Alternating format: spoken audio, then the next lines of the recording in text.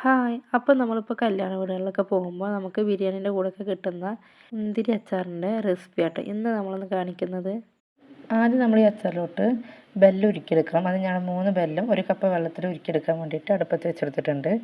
അതുപോലെ ഒരു നാരങ്ങ വലുപ്പത്തിലുള്ള പുളി ഞാൻ വെള്ളത്തിൽ കുതിരാൻ വേണ്ടിയിട്ട് മാറ്റി വെച്ചിട്ടുണ്ട്.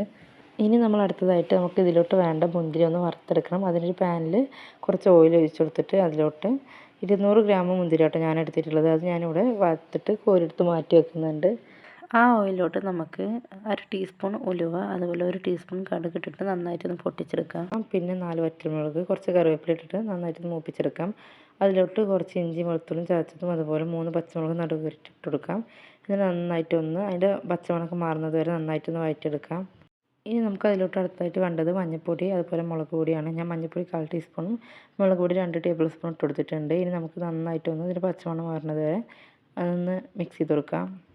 അപ്പോൾ അതിൻ്റെ പച്ചമണമൊക്കെ മാറി വരുമ്പോൾ നമ്മൾ കുതിരാൻ വേണ്ടി മാറ്റി വെച്ചിട്ടുള്ള പുളി നന്നായിട്ട് പിഴിഞ്ഞിട്ട് ഇതിലോട്ട് ഒഴിച്ചു കൊടുക്കാം. എന്നിട്ട് അതിൻ്റെ കൂടെ തന്നെ നമുക്ക് ബെല്ലം ഉരുക്കിയ വെള്ളം 1/4 കപ്പോളം എനിക്ക് കിട്ടിയിട്ടുണ്ടായിരുന്നു. അത് ഇതിലോട്ട് ഒഴിച്ചു കൊടുക്കുന്നുണ്ട്.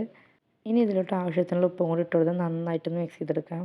ഇനി ഇതിലോട്ട് ഒരു 1/4 ടീസ്പൂൺ കായപ്പൊടിയും കൂടി ചേർത്ത് കൊടുക്കാം. അപ്പോൾ അത് തിളച്ച് വരുന്ന ടൈമിൽ നമുക്ക് 1/4 കപ്പ് സുർക്ക ഒഴിച്ചു കൊടുക്കാം. ഇനി നമുക്കിതൊന്ന് നന്നായിട്ടൊന്ന് തിളപ്പിച്ചിട്ടൊന്ന് കുറുകിയെടുക്കാം. ഈ രീതിയിൽ കുറുകി വരുമ്പോൾ നമ്മൾ വറുത്ത് വെച്ചിട്ടുള്ള മുന്തിരി ഇട്ട് കൊടുത്ത് നന്നായിട്ടൊന്ന് മിക്സ് ചെയ്തെടുക്കാം.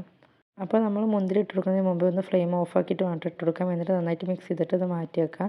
ചൂടാറുമ്പോഴേക്കും ഒന്നുകൂടി തിക്കായിട്ട് വരും. എന്നിട്ട് നമുക്കത് ചോറിൻ്റെ കൂടെയും ബിരിയാണിൻ്റെ കൂടെയും എല്ലാത്തിൻ്റെ കൂടെയും നമുക്ക് സൈഡായിട്ട് കൂട്ടാൻ പറ്റുന്ന അടിപൊളി റൈസിൻ സ്പീക്കറായിട്ട് ഇന്ന് ഞാൻ റെഡിയാക്കിയിട്ടുള്ളത്. അപ്പോൾ എല്ലാവരും ഒന്ന് ട്രൈ ചെയ്ത് നോക്കുക. അപ്പോൾ ഇന്നത്തെ വീഡിയോ ഇത്ര തന്നെ ഉള്ളൂ. ഇതിൻ്റെ ഫുൾ വീഡിയോ കാണാൻ വേണ്ടി താഴെയുള്ള ആരെ ക്ലിക്ക് ചെയ്താൽ നിങ്ങൾക്ക് ഫുൾ വീഡിയോ കാണാം. അപ്പോൾ എല്ലാവരും ഫുള്ളായിട്ട് കണ്ട് സപ്പോർട്ട് ചെയ്യുക. അപ്പോൾ ഇത്ര തന്നെ ഉള്ളൂ. ടാറ്റ ബൈ.